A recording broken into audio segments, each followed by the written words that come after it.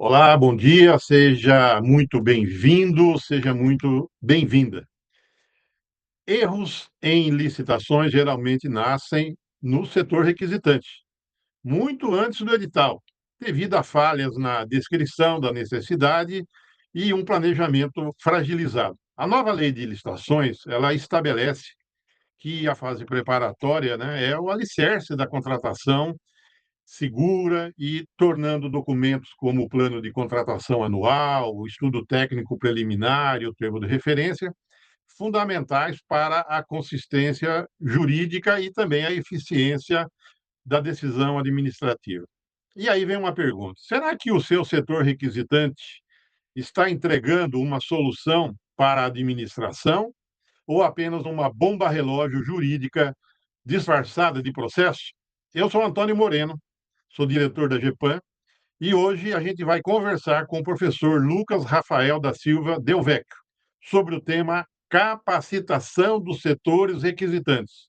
Como elaborar documentos da fase preparatória das licitações. Fica comigo.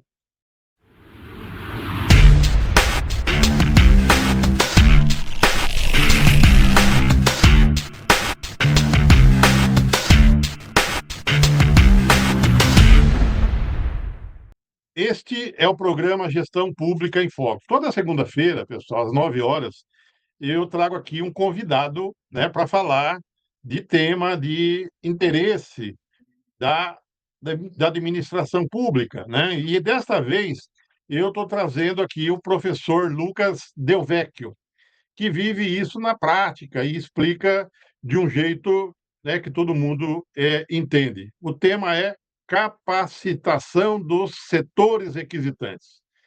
Como elaborar documentos da fase preparatória das licitações. Professor, seja muito bem-vindo. Obrigado, Toninho. É um prazer estar aqui sempre. Estou em casa, né?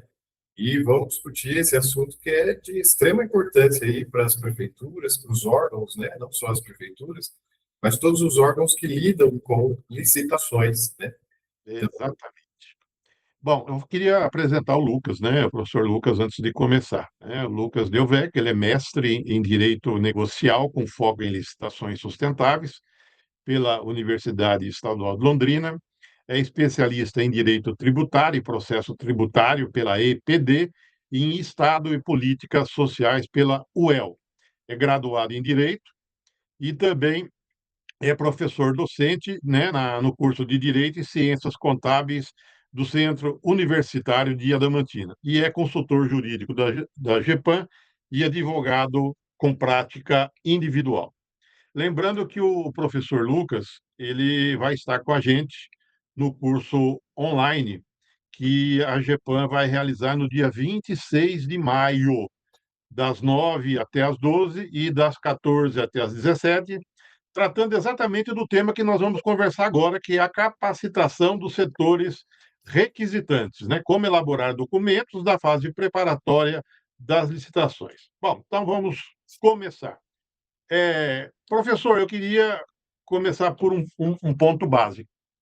Muita gente ainda vê a fase preparatória como uma mera formalidade. Mas só que a Lei 14.133, né, a Lei de Licitação, ela mudou bastante essa percepção.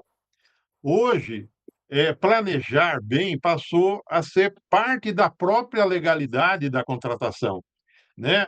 Aliás, esse princípio, né, ele veio para a licitação, né, o princípio do planejamento, que nem constava na 8666, né, mas veio o princípio do planejamento para a nova lei de licitação.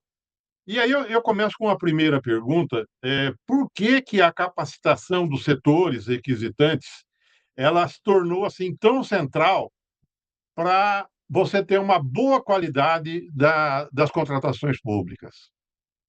olha, você já pontuou aí de forma muito certa e transparente em relação a essa alteração que nós tivemos na Lei 8666 para a nova Lei de Licitações, a 14.103. Então, nós temos o artigo 5º ali da nova lei, que ele traz inúmeros outros princípios que não estavam previstos na legislação anterior, né? Então, houve uma inovação muito grande dentro do campo das licitações e a capacitação ela vem exatamente para os setores requisitantes, no sentido de que, entre todos os princípios que nós temos lá dentro do artigo 5º, um deles é a segregação de funções. Então, dentro no espectro das licitações, nós vamos ter o setor requisitante agora como participação direta do processo de escolha do fornecedor. Então, antes da 8666, nós não tínhamos isso muito claro, muito bem definido na lei.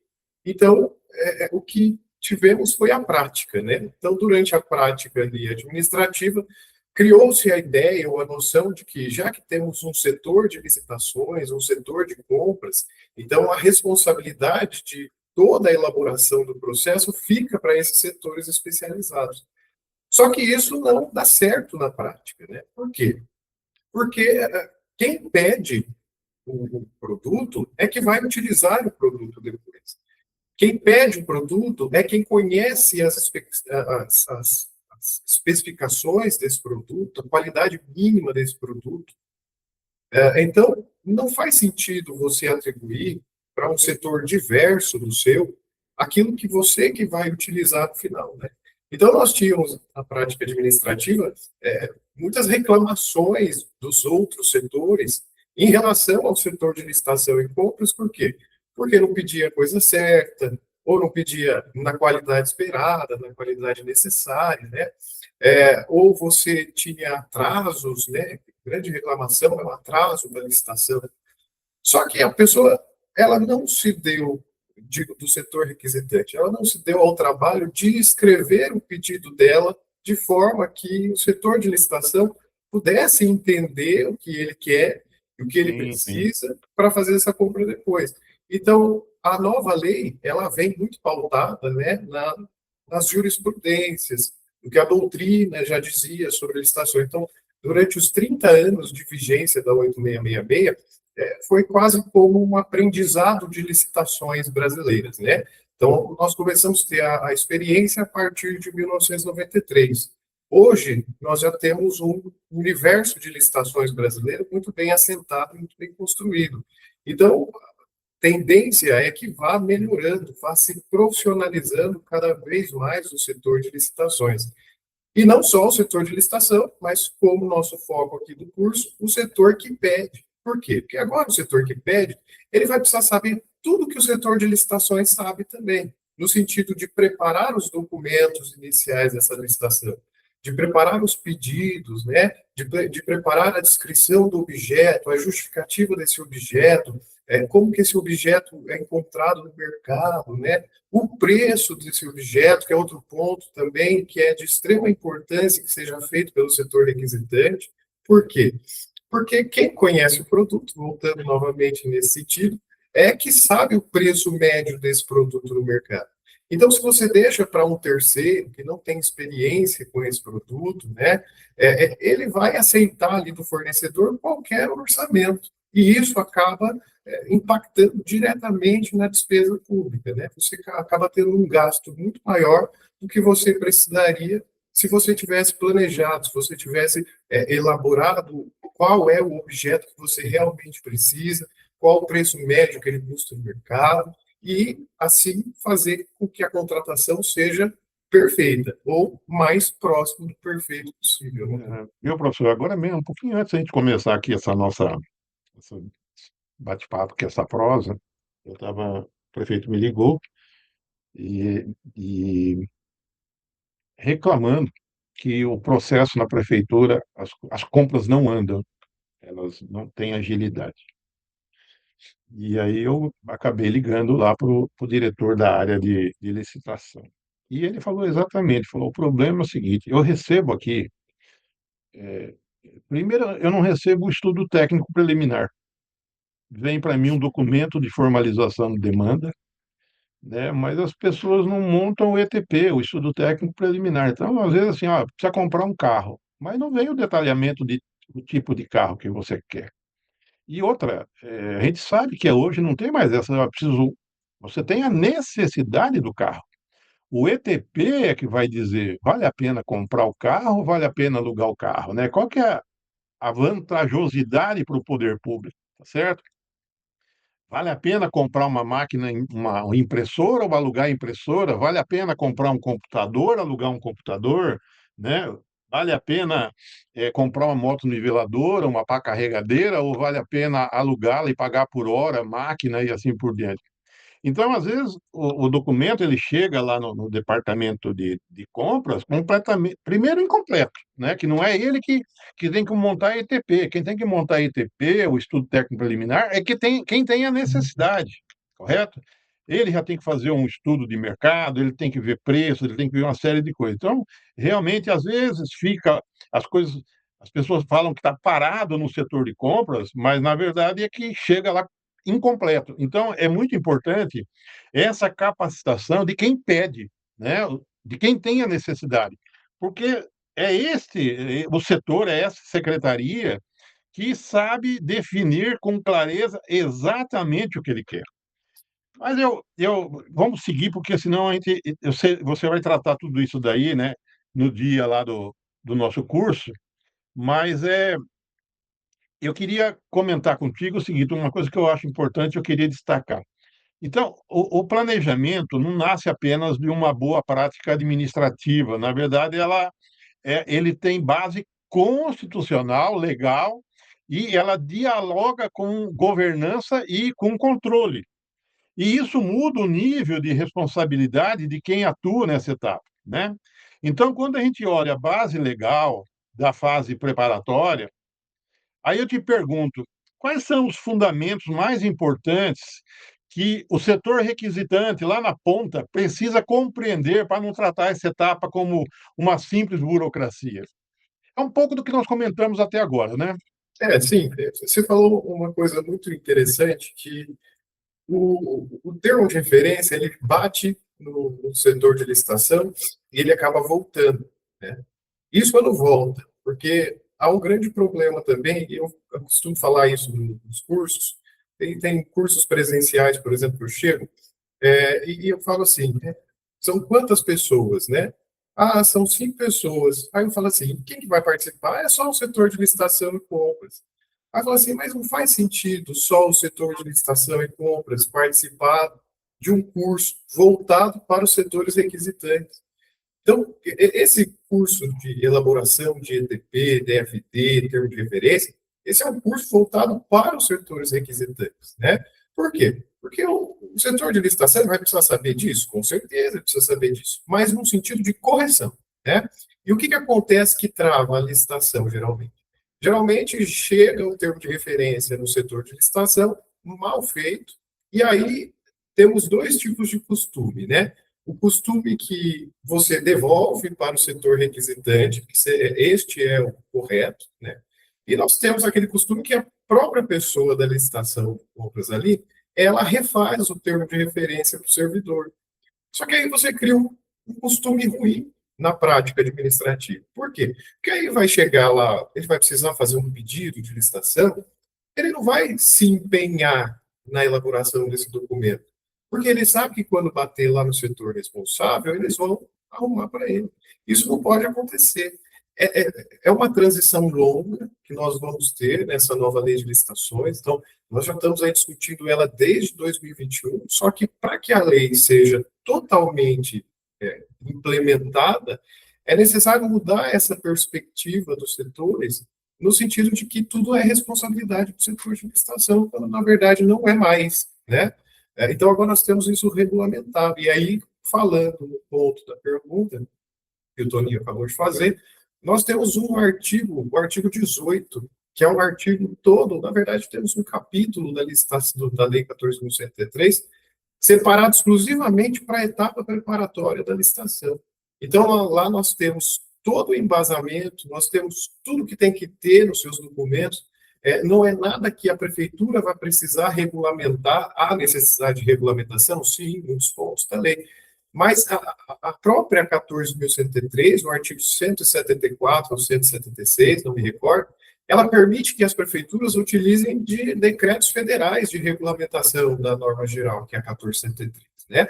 Então, você não está desamparado de regulamentação, no sentido de como vou elaborar os meus documentos preparatórios. Então, o nosso curso vai ser tratado exatamente para traduzir o que o legislador espera da administração quando ele criou lá o artigo 18 da Lei 14.103, que ele estabelece todos os parâmetros que devem ser respeitados na hora de elaborar a sua fase preparatória. E só deixando frisado aqui, né, acredito que nós vamos entrar nesse assunto depois, né, Torinho? Mas é bom falar da responsabilidade. Agora, a responsabilidade, ela é pessoal, ela não é mais do gestor, né? Nós temos a responsabilidade de gerência das licitações, sim, isso está previsto lá no artigo 7º ou 11 da lei. Então, você tem que ter a responsabilidade gerencial, você, gestor, né?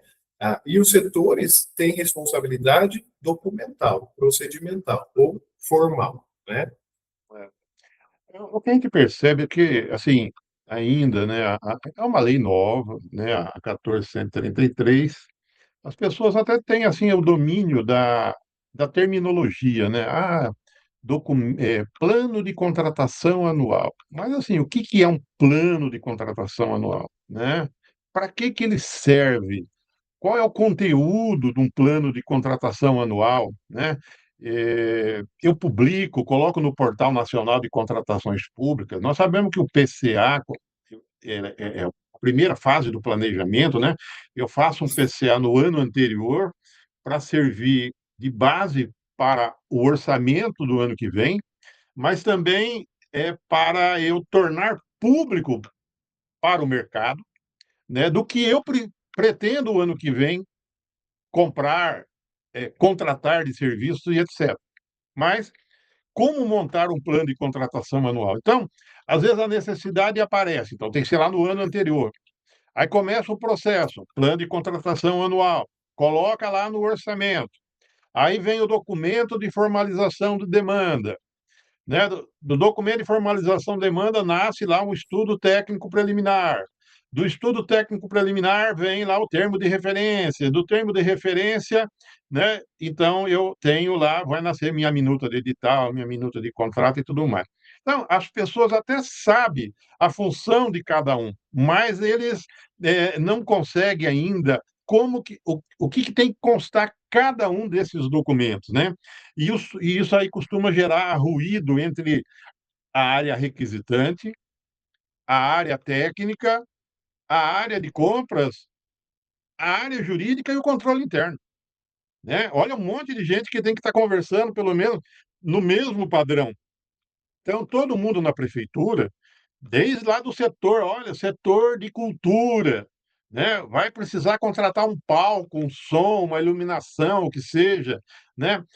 Ele tem que estar no mesmo nível de conhecimento do que o jurídico vai analisar, do que o controle interno. Isso está no PCA, o que que é um DFD, o que que é um ETP, o que que é termo de referência. E aí, eu pergunto para você, professor, quais as maiores dificuldades práticas dos setores requisitantes na hora de elaborar esses documentos da fase preparatória? É exatamente a parte do treinamento, da capacitação, do estudo. A capacitação ela faz toda a diferença, né? Por quê?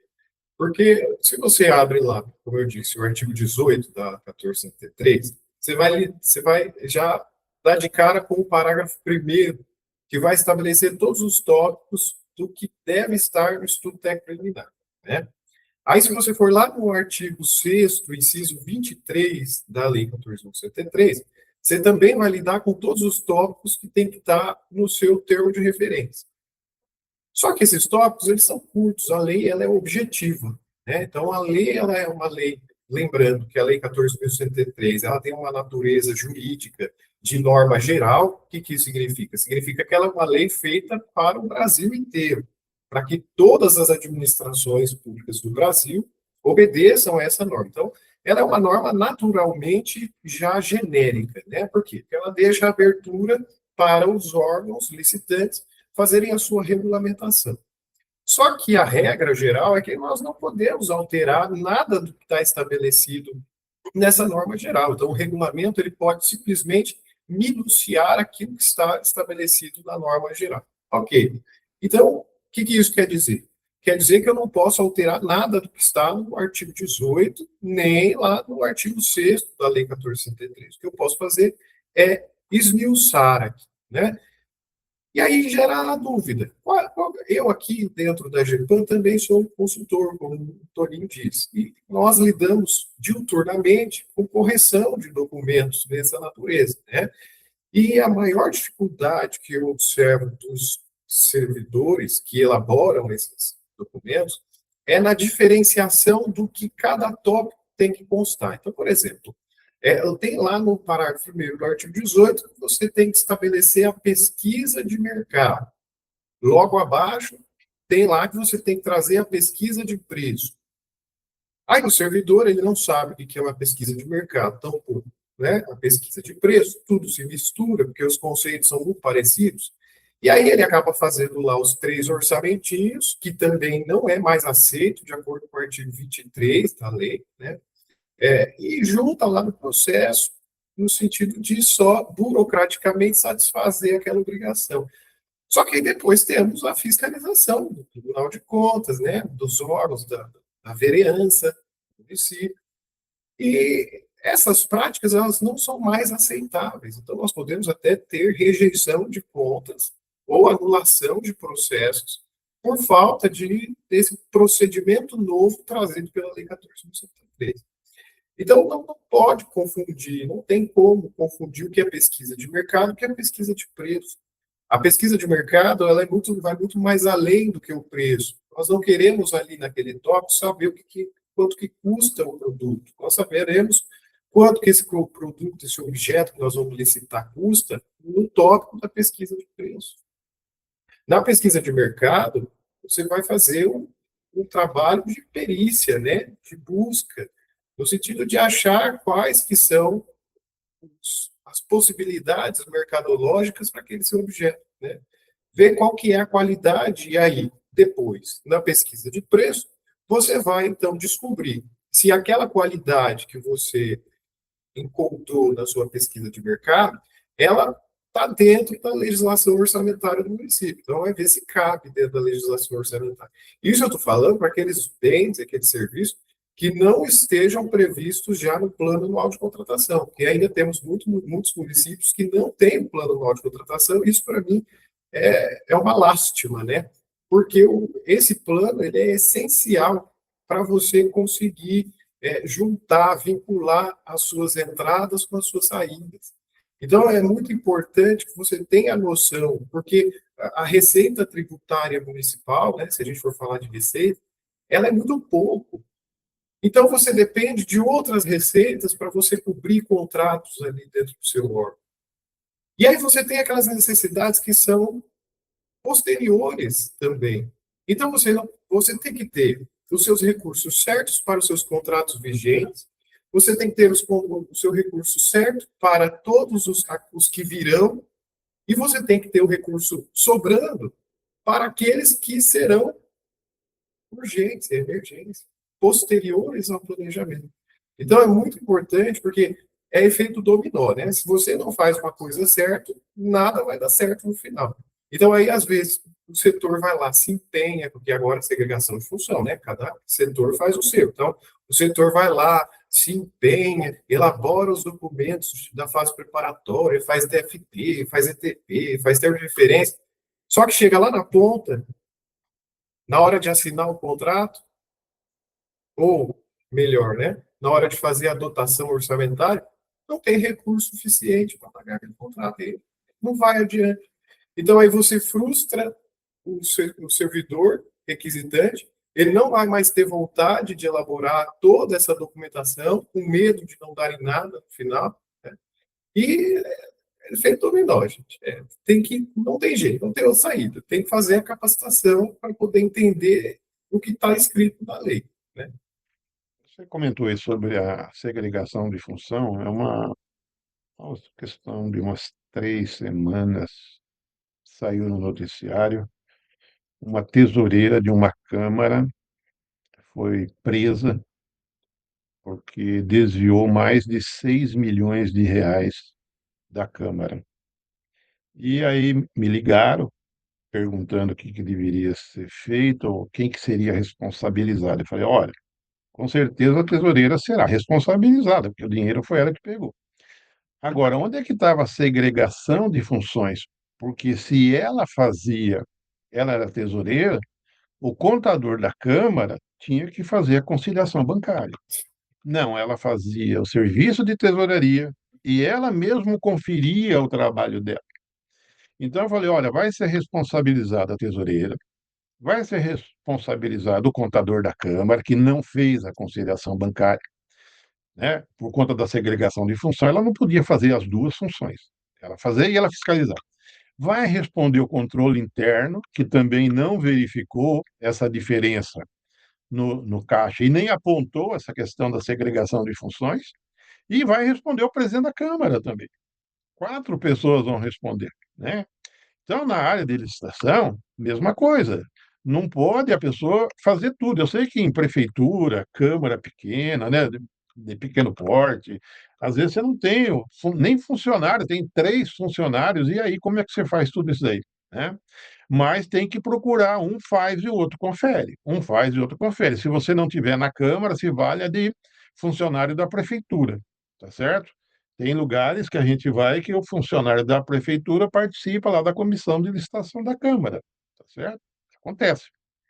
Bom, eu ia pedir para você comentar os erros mais comuns, né, que na elaboração do DFD, do plano de contratação manual e do termo de referência. De certa forma, nós já fomos falando aqui, né, que nasce de um mau planejamento ou não feito um planejamento, né, e também na descrição correta da necessidade, aquilo que você quer, né. E aí, tudo isso vem por conta da falta de capacitação, de treinamento das pessoas que trabalham para fazer esses documentos. Bom, agora falando na mesmo falando da fase preparatória, tem um ponto que toca, assim, diretamente à habilitação técnica, porque uma especificação mal feita e uma exigência mal calibrada, elas começam lá no planejamento. Então, se o requisitante lá, o setor requisitante, não entende o objeto, então o edital ele tende a nascer torto. E isso gera uma dúvida muito comum nas equipes públicas, né. E aí, professor, eu pergunto, como que você enxerga essa relação entre documentos preparatórios bem elaborados e a definição correta de exigências técnicas e de habilitação, sem restringir, isso que é mais importante, indevidamente a competição? Não, isso daí é um ponto crucial, né? Por quê? Porque eu volto lá no começo da nossa conversa. Se você passa a função, né, de elaborar o pedido para o setor de licitação ele não tem obrigação funcional de saber qual o tipo de licença que tem que pedir, se você tem que pedir ART, se você não tem que pedir ART, isso daí a licitação não tem obrigação nenhuma. Então, se a gente está falando aqui de obra, por exemplo, quem vai saber quais são os requisitos da habilitação, ou seja, quais são os documentos que a empresa tem que apresentar lá no dia da licitação? É o setor especialista, né? O setor de obras, um engenheiro, um arquiteto, né? Vamos pegar a educação. O setor de licitação não sabe se aquela instituição de ensino tem que apresentar algum registro em algum órgão da educação para poder comercializar ou não aquele material, né? Quem sabe disso é o setor de licitação, que tem de educação, que tem conhecimento técnico sobre esse material escolar, né? Se a gente pegar lá o pessoal do motorista, né? Motorista.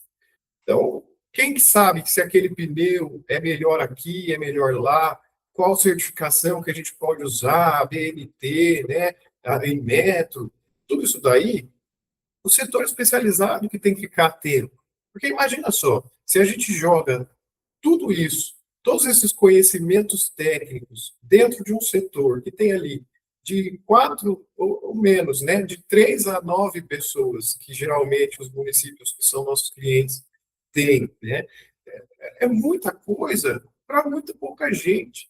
Então, cara, para ele fazer lá o teu termo de referência de pneu, você não foi atrás, não foi pesquisar qual certificado é melhor, ele vai perder horas, ou às vezes vai perder semanas pesquisando sobre pneus. Ele vai precisar aprender o objeto da tua licitação para ele poder fazer o teu pedido. E aí imagina se ele tem que aprender os requisitos, né, de equipamentos hospitalares, requisitos de medicamentos, requisitos de, como já disse, material escolar, ou outros equipamentos, aí se você, dentro do seu órgão, também administra esgoto, né, aterro sanitário. Então, imagina o pessoal da licitação tendo que aprender todo esse conteúdo sobre esses objetos, não tem tempo, não fecha. A rodinha da administração pública não roda, ela para, né? Para até que se consiga fazer alguma coisa. Agora, como a lei veio e trouxe a segregação de funções, que ela distribuiu, então, as funções da licitação para os setores que pedem também, então agora essa pessoa já tem maior facilidade. Ah, mas não sei, professor, não sei entrar na ABNT, não sei que produto que pode ter certificação, que pode ter requisito, não tem. Nós trazemos isso na capacitação também. Então, nós deixamos você entra ali sem saber nada de licitação e você sai ali já apto para fazer todos os seus pedidos. Por quê? Porque nós vamos apontar lá, ó, o Tribunal de Contas não gosta disso aqui, tem julgados já condenando que isso daqui é violado porque direciona a tua licitação. Né? Ou tem outras situações que antes eram vedadas pelo Tribunal de Contas e agora o Tribunal de Contas vem aceitando. Então, nós vamos trazer curso essa visão bem aprofundada mesmo da elaboração dessa documentação, que é para que esses setores que nunca trabalharam com licitação na vida comecem a entender e comecem, então, a conseguir elaborar os seus documentos com maior facilidade. Porque se você só monta um modelo padrão da prefeitura, do órgão, né, e você manda lá para o setor requisitante, fala assim, preencha este modelo, a pessoa ela não vai saber por onde começar. Ah, mas o meu modelo tem explicações. Mas será que a pessoa tem tempo de parar e ficar lendo ali aquelas explicações? Não é melhor já trazer todo o conteúdo, explicar que a licitação ela é regida por 23 princípios, trazer esse sentimento, essa alma da licitação, para que quando o servidor for elaborar os documentos preparatórios dele, ele já sabe lá, olha, tem o princípio da sustentabilidade. Então, vou pedir aqui, estou comprando lata de tinta para fazer a reforma do paço municipal. Então, sei que tem que colocar lá no edital que quando a empresa que trouxer o equipamento, né, as latas de tinta, depois ela vai ter que voltar para recolher essas latas de tinta e fazer o descarte correto dessas latas de tinta. Pneu, a mesma coisa, né? Então, são muitos detalhes dentro de cada tópico dos documentos, né? Então, não é, às vezes, suficiente aquela orientação genérica que é passada por meio de modelos, né? Então, aqui nós vamos esclarecer tudo para que os servidores tenham essa capacidade de se desenvolver sozinho nessa documentação e, assim, consequentemente, economizar tempo para a administração, economizar tempo para o setor de Sim, licitação e as sim. coisas fluírem. Pessoal, deixando só que, falando um pouquinho da GEPAM, a GEPAM é uma empresa de consultoria, de auditoria e é uma empresa de cursos, de capacitação, de treinamento, né? E a parte de cursos, nós temos os cursos online, né? Como esse curso que o Dr. Lucas vai dar no dia 26 de maio, falando sobre esse tema, tá? Nós vamos estar falando tudo sobre essa, né, que nós comentamos até agora, mas também nós damos cursos em company, né? Então, a prefeitura, a Câmara, a autarquia, a fundação, a empresa pública, o consórcio, pode mandar para nós um pedido de cotação, né, para que o nosso técnico, o nosso consultor vá até o órgão, né, e dê esse curso, né? Então, essa parte mesmo que nós estamos comentando aqui, que os setores todos precisam, né, os setores requisitantes, eles precisam saber como requisitar, né? Então, Dr. Lucas vai passar isso no dia do curso, no dia 26 de maio, com modelos e tudo mais, mas também nos cursos presenciais, né? A gente vê, viu, professor, que às vezes o problema ele não está no que foi escrito. O problema está justamente no que deixou de ser enfrentado, né? Por exemplo, uma justificativa ausente, uma pesquisa mal documentada ou uma análise superficial já basta para poder fragilizar todo o processo, né? E o risco aparece depois, no controle, na impugnação do edital ou até na execução contratual, né? Então, essa parte aí, os riscos jurídicos, principalmente administrativos, quando esses documentos na fase preparatória são elaborados com falhas, omissões ou baixa qualidade técnica, vai gerar problema para a administração lá na frente. Então, nós temos que tomar muito cuidado com isso daí. Mas eu queria entrar um pouco mais aqui, é o seguinte, eu sempre digo que um bom documento não é um documento enfeitado, é um documento útil, claro, coerente com a necessidade pública, né? Então, boas práticas, elas fazem diferença, especialmente em municípios com equipe enxuta. E método ajuda muito mais do que improviso. Aí eu queria que você comentasse que boas práticas o professor recomendaria para que os setores requisitantes elaborem documentos assim mais consistentes, objetivos e também juridicamente seguros. Bom, mas primeiro de tudo, eu vou voltar de novo. Parece que está cansativo, mas é a pura verdade. Primeiro, você precisa capacitar todos os seus servidores, né? Para depois eles conseguirem assimilar o que são boas práticas, o que é um documento ideal, né? O documento ideal, ele não existe. Nós tentamos, por meio de modelos, criar documentos ideais, mas cada objeto é um objeto. Então, tem objeto que você vai precisar especificar melhor, vai ter objeto que você vai precisar falar mais sobre esse objeto, né?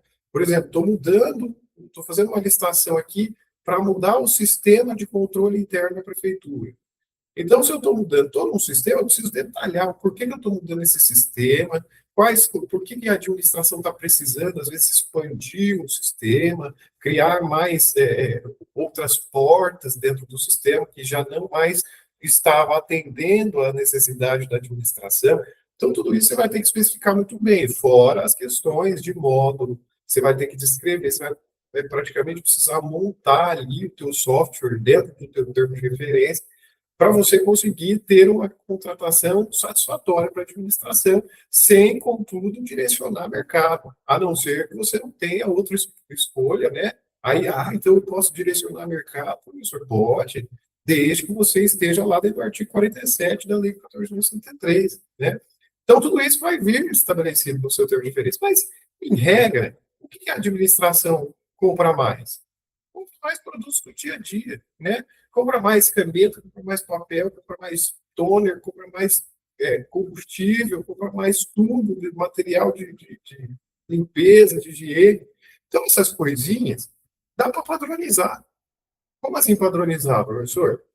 Dá para você fazer o estudo técnico-plenário, documento de formalização de demanda e ter referência uma vez só, e depois só ir alterando ele conforme for a necessidade da administração, que vai ser raríssimo, né? Você só vai precisar atualizar daí os preços de tempos em tempos quando você for reabrir aquela licitação. Mas toda essa documentação ela vai ficar padronizada no órgão, né? Então você tem ali feito uma única vez a descrição daqueles objetos, uma única vez a justificativa daqueles objetos, e aí depois passa para a licitação vai fazer uma vez só o edital, uma vez só a minuta do contrato, e isso vai sendo repetido sempre, até que a administração precise fazer uma alteração nos termos desse objeto. Mas enquanto não precisar, precisa mudar. Mas como que eu faço isso, professor? Lá no curso eu te conto. É só você participar do curso que eu conto para você. Eu queria comentar aqui uma coisa que a lei de licitação, ela não esclareceu bem sobre o plano de contratação anual. Ele coloca lá que você tem que fazer o PCA, que ele vai instrumentalizar ou vai auxiliar na elaboração da lei orçamentária. Ponto. Então, como eu sou contabilista, né? E eu queria falar, o que que é o PCA? O PCA não é que você tem que montar um plano assim, o que que o setor, a Secretaria de Educação vai gastar. Não é isso. Você tem que montar o plano de contratação anual, o que a Secretaria Municipal de Educação vai gastar em cada programa de governo, em cada ação governamental. Porque não adianta chegar, olha, está aqui o plano de contratação da educação. Aí o contador fala, escuta, mas o que que eu vou colocar no programa pré-escola? O que que eu vou colocar no programa creche? O que que eu vou colocar no programa ensino fundamental? No programa merenda escolar? No programa transporte de aluno? No programa de educação de jovens e adultos? Então, ele tem que ser montado o PCA por programas de governo, de acordo com como está no PPA, no Plano Plurianual. Então, na área da saúde, o que que eu vou gastar no programa Saúde Bucal? Estratégia da família, agente comunitário, né? Programa de atenção básica. Então, eu tenho que separar o meu PCA por programas e ações para que, então, o contador possa alocar aquelas necessidades dentro do orçamento, dentro de cada programa. Então, só para deixar bem claro aqui. E outro comentário que Sobre eu queria fazer. Pois não. Não, só fazer um adendo sobre o Plano Anual de Contratações. Quem ainda não sabe muito bem como funciona, já temos a regulamentação federal do PCA. Então, tem lá quando os prazos, né, até 30 de abril, você precisa que todos os setores te mandem todos os objetos listados conforme o decreto também do PCA, né? E aí você tem até o prazo de envio da LOA, e aí você tem que mandar os dois juntos, né? Ser votado ao mesmo tempo. E um outro ponto sobre o plano de contratações, que muita gente tem dúvida, é se ele é vinculatório. E aí eu já te respondo aqui de brinde. Não, ele não é vinculatório.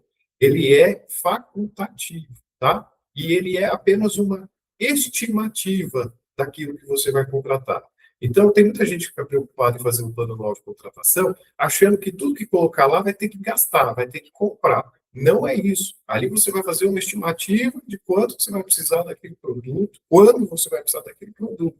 É só para encaixar se o teu objeto vai estar de acordo com a lei orçamentária, para não haver uma frustração futura depois nessa aquisição.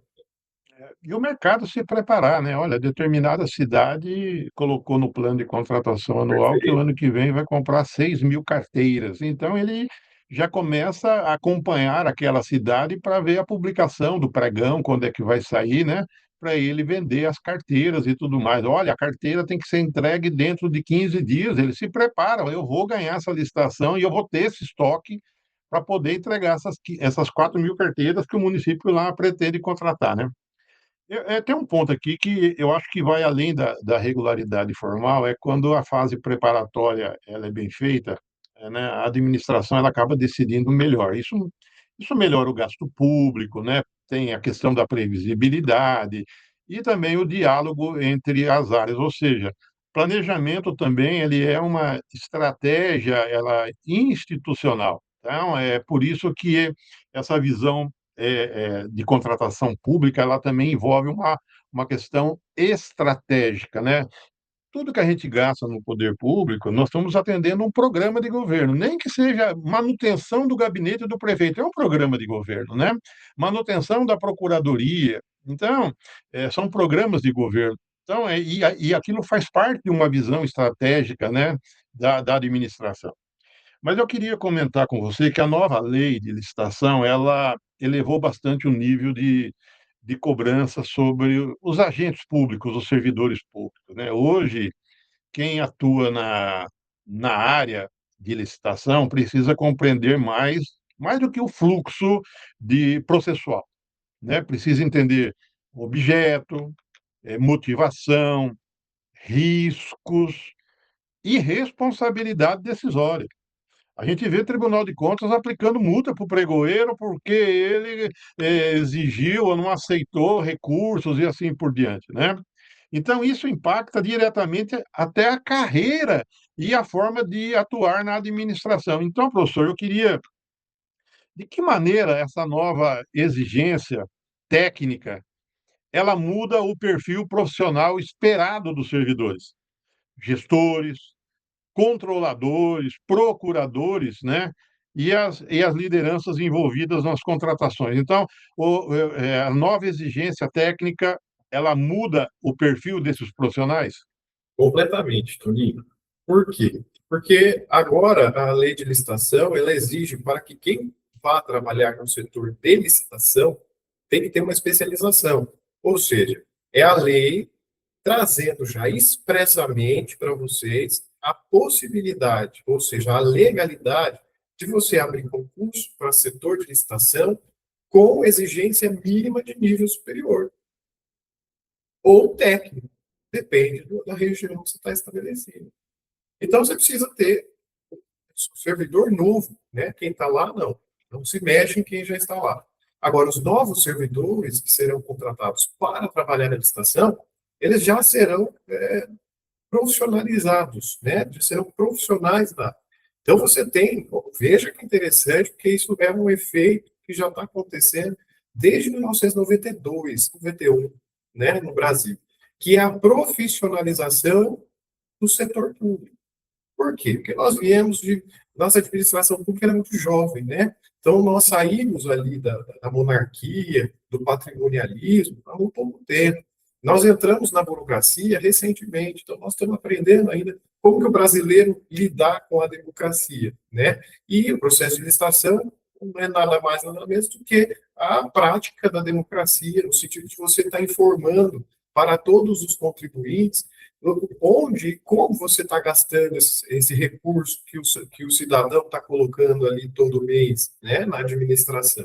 Então, nós estamos aprendendo, saímos agora. Então, isso é muito importante porque o Toninho, nos cursos que ele dá sobre o PPA, sobre orçamento público no geral, ele fala uma frase muito interessante e uma frase que me marcou, que é: não há mais espaço para amadorismo na administração pública. Então, a tendência, e isso a gente consegue ver legislado já na Lei 14.103, é que o setor de licitação se profissionalize. Então, ninguém pode ficar para trás. Né? Ninguém pode ficar para trás porque é um processo único, né? O processo de licitação ele envolve toda a prefeitura, todo o órgão, não somente aquele setor específico.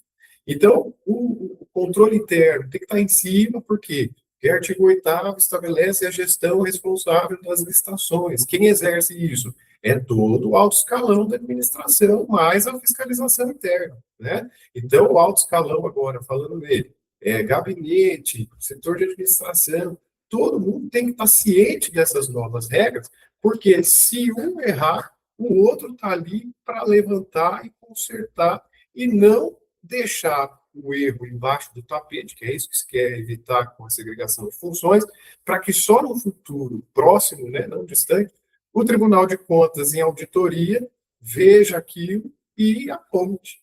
Então, para evitar esse tipo de coisa, todo mundo tem que participar do procedimento, não só um setor ou só uma pessoa específica. Muito bem. Bom, tivemos uma aula aí do professor Lucas e nós vamos ter muito mais lá no dia 26 de maio, né, onde ele vai estar dando um curso aqui pela GEPAM, um curso online, onde vai tratar todos esses assuntos. O que ficou, assim, então, para mim, né, é que a experiência prática, ela continua sendo valiosa, claro, né, mas sozinha, só a experiência, ela já não resolve a complexidade da fase preparatória, né? Então, essa atualização técnica virou um requisito de segurança para quem decide, tá certo? E essa segurança de uma licitação, ela nasce muito antes do edital, né? Nasce lá no setor requisitante. Sem documento como plano de contratação anual, ETP, documento de formalização de demanda, termo de referência bem fundamentados, a gestão ela acaba ficando vulnerável a riscos e também à ineficiência, né? Então, o que protege o processo não é a burocracia, mas é a qualidade técnica e o planejamento estratégico desde a origem. Então, o desafio aqui está lançado. Gente, você vai continuar no copia e cola ou você vai assumir o protagonismo técnico que a nova lei de licitação exige? Então, não espere o erro chegar ao Tribunal de Contas, né? para você descobrir que a sua base era frágil. Então, proteja-se, né? A carreira e a administração com decisões fundamentadas, tá bom? Professor, fica aí as palavras finais agora para o encerramento. Bom, eu acho que esse nosso bate-papo de hoje se resumiu à capacitação. Então, minha mensagem final aqui é que, gente, capacitação é única, né? Você pode sair da prefeitura, você pode ir para outro órgão no futuro. Algo que não vai deixar você é o que você aprendeu, que você adquiriu de experiência, né? Então, a capacitação é algo seu, é individual, é pessoal. Então, não pense que a capacitação é uma obrigação que você está tendo que ir lá e cumprir, porque a administração do órgão está mandando você ir lá e cumprir essa carga horária de capacitação. Não, vá de peito aberto, entenda que a capacitação é para te proteger, e não para encher você mais de serviço, tá? Porque o serviço, nós vamos lá na capacitação dar um jeito de adaptar aí os seus horários, o seu tempo para fazer essa documentação toda, né? Nós vamos debater juntos isso. Agora, se você não tem essa documentação, se você não se capacita, se você faz a sua documentação toda com base no achismo, ou só deixando ali o que já está no modelo, né, não fazendo nenhuma alteração, saiba que você está passível do que o Toninho já nos alertou aqui, que é responsabilização pessoal do servidor. Agora, se você tem ali um termo de referência robusto, se você tem um estudo tecnologico robusto, bem feito, completo, não há nada que vá te condenar. Por quê? Porque aí a gente tem que lembrar da LINDB, né? Lei de Introdução às Normas Brasileiras, artigo 23. O servidor público só vai poder ser condenado se for comprovado o dolo ou a má-fé. Onde que eu comprovo que não houve dolo ou má-fé? Por meio da minha documentação. Né? Agora, se eu não tenho uma documentação bem feita, ou se a minha documentação é pautada exclusivamente no modelo, eu não tenho argumentos depois para me defender no futuro processo e dizer, olha, está aqui, senhores auditores do Tribunal de Contas, eu fiz, está escrito. Depois, o que saiu de mim, né? Depois que saiu o processo de mim, já está sob a responsabilidade de outro órgão, aí precisa se apurar o que aquele outro órgão fez para causar esse prejuízo para a administração pública. Né? Então, saiba que essa documentação é a tua proteção jurídica, tá? É o teu escudo jurídico ali contra uma possível condenação, ok? Muito bem. Quero convidar, então, todos vocês que buscam essa atualização a acessarem agora o nosso site, lá, www.gepan.adm.br, para conferirem os detalhes da programação e lá você garante a sua inscrição, emissão de boletos e tudo mais. Quem se inscrever no curso do professor Lucas, né, o curso vai ter ao vivo, online, mas ele fica disponível por 20 dias. Então, se a pessoa perder uma parte, né, ele conclui depois do sábado, no domingo, um dia à noite, aí ele, terminando o curso, ele faz a avaliação do curso e aí já emite o certificado. E já deixo aqui, para terminar, né, o convite para o nosso próximo episódio do Gestão Pública em Foco. Na próxima segunda-feira, às 9 horas, eu vou estar recebendo aqui mais um especialista, né, um convidado especialista para tratar de temas relevantes da administração pública. Acompanhe a GEPAN pelas redes sociais, YouTube, Facebook, né, Instagram e tudo mais, e saiba quem será o nosso próximo convidado. Uma excelente semana a todos e até o próximo episódio. Um abraço a todos.